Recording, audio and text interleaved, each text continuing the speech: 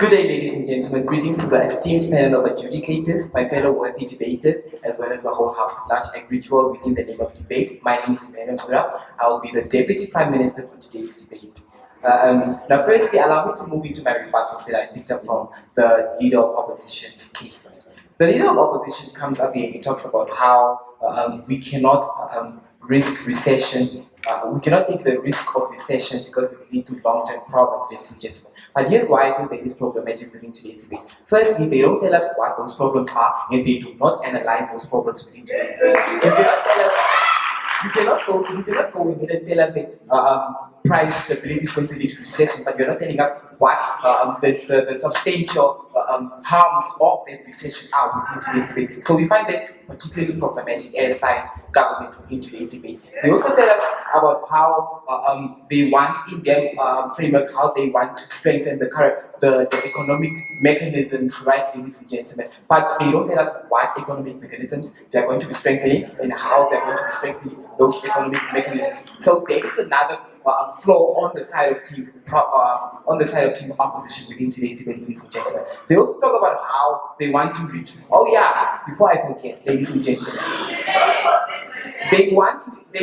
The honourable Leader of Opposition also said that he wants to quote unquote ensure price stability, ladies and gentlemen. That is exactly what we on this side of the house are advocating for. But then he goes ahead and contradicts his case by telling us that no, they are going to reduce the consumer's purchasing power. So how do you want to ensure price stability if you are going to be reducing the purchasing power of the citizen, ladies and gentlemen?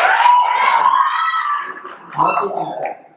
Okay, so then leading to my reconstruction, ladies and gentlemen, what do you get from our Prime Minister within today's debate? Our Prime Minister talks to you about how he talks to you about risks and benefits, ladies and gentlemen. We need to take. Can we order the House, please? We need to take risks to ensure that we reap benefits from it, right? We cannot necessarily be taking strides if there are no risks. If Bank of Namibia knew that there would not be risks to implementing monetary policy, they would not have done it in the first place. But they implemented it even though they knew the risks were there, and they are enjoying the benefits that they reap from those risks, ladies and gentlemen. So the burden I'm placing on the Deputy Leader of Opposition to come and answer is whether or not it is justified to ensure that the poor Johannes from Hakahana cannot afford to buy bread, ladies and gentlemen. Leading into my argument, ladies and gentlemen. My point of argument, yes, sir.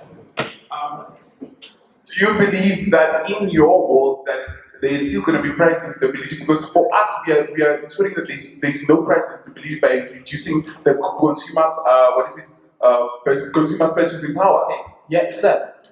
Firstly, there will be price stability within our world because, firstly, we are trying to ensure that prices are stable, right? The price instability that he's trying to talk about, I'm not sure what he means by it. He needs to come up here, their Deputy Leader of Opposition needs to come up here and strengthen what they mean by that point, ladies and gentlemen. Okay, so leading into my argument, my point of argument within today's debate is affordability, ladies and gentlemen. Why is this true, ladies and gentlemen? Ladies and gentlemen, if you have price stability, right, people can be able to afford the basic goods and services, right? If you have that poor Johannes from Hakahana that they're talking about, ladies and gentlemen, you will then, if prices are stable, ladies and gentlemen, you will then be able to go out there, buy bread for $12, ladies and gentlemen. Whereas if prices are not stable, ladies and gentlemen, today the price of bread can be $12, tomorrow the price of bread can be $15 or maybe even $20, ladies and gentlemen. So we necessarily feel like that is problematic, and that is what we are trying to promote by affordability, ladies and gentlemen. And if you then have their ideology or their concept within today's debate where prices are skyrocketing or they're trying to reduce the purchasing power of people, we then necessarily feel like they are not trying to